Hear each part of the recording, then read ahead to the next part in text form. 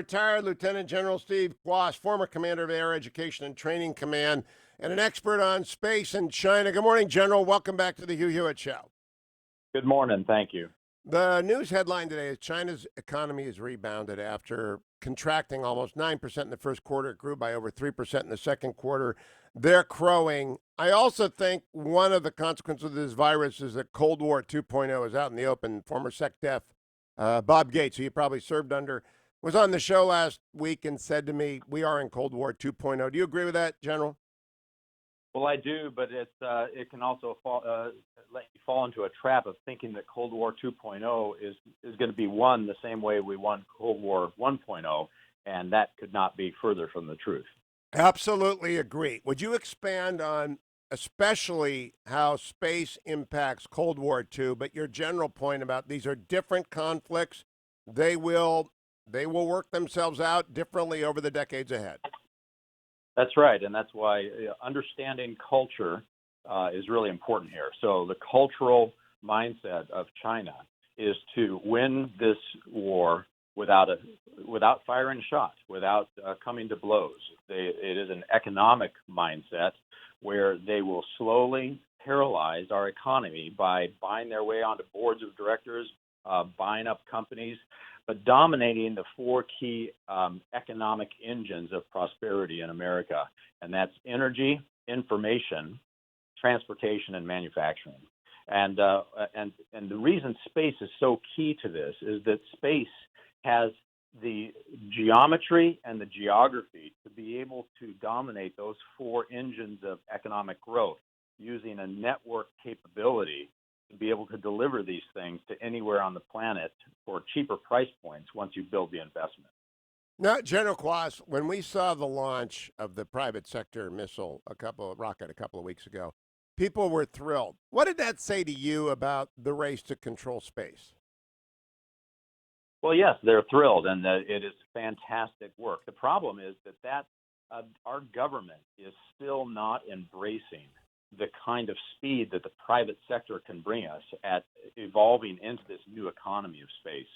And it's ironic because one of the key roles for the government in America is to accelerate the economic growth of the country. And our government is constipating it by not allowing the private sector, not partnering with the private sector on these key elements of innovation and technology that will help us dominate the high ground of space before China does.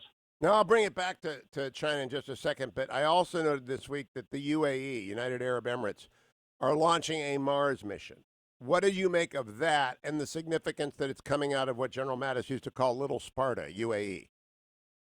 Right. Well, this is an example of people who have money, who can see the power of space, and who have an aspiration to be a part of that.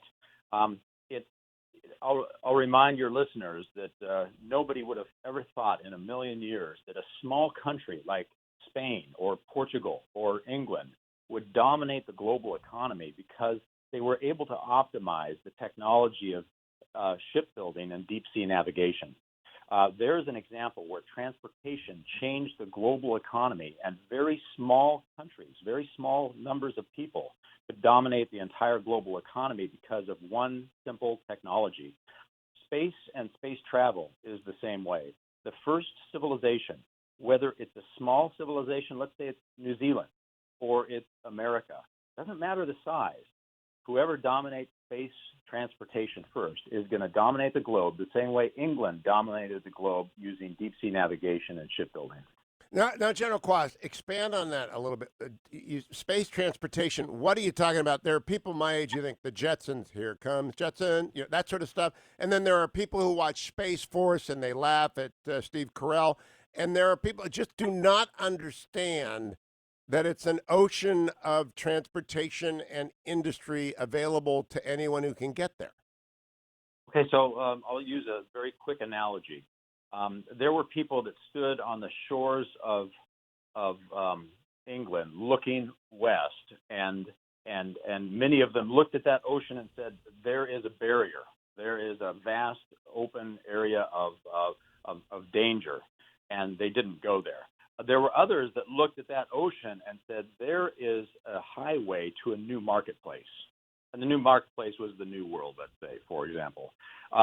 Imagine we are sitting on planet Earth, and there are continents larger than Earth itself. When you bring together all the asteroids and the moon and the celestial bodies, there are literally continents worth of resources, minerals, diamonds, gold, silver, everything that makes up the Earth is sitting out there only a few days travel away from us. And whoever dominates that transportation to those resources that can bring them to Mother Earth and bring them to people on Earth, they will dominate the global economy. Multi-trillion dollars worth of minerals, resources, and things we need on Earth. And once we get there, once we have the transportation to get there and we can tap into those resources, we no longer have to scar Mother Earth for our resources, meaning that we can stop polluting Earth because we can do our heavy industrialization in those continents that are only 3 days away. Does it appear to you that the Chinese Communist Party believes what you just said? Well, it's not a guess. You can read their words, their doctrine, their vision. They have made space dominance the national vision for China in order to dominate the global economy of the Earth. Now, how are they doing that, General? I think this is the key part of understanding Cold War 2.0, which is occurring in information under the sea and above us. But I don't think people have a real glimpse. We know about the satellite destroying technologies that are up there, but what are they trying to do on the transportation side? Well, just look at what they're doing is what they are copying America and copying our innovation, and then they are dominating the environment by flooding the market with replicas of what we do. And all you have to do is look at what they've done. For example, we have SpaceX with Elon Musk. They have X Space with their organization. And they're trying to build the same reusable launch vehicle that Elon Musk is building because they see that that is going to be the game changer at low-cost transportation into this ocean of opportunity in space.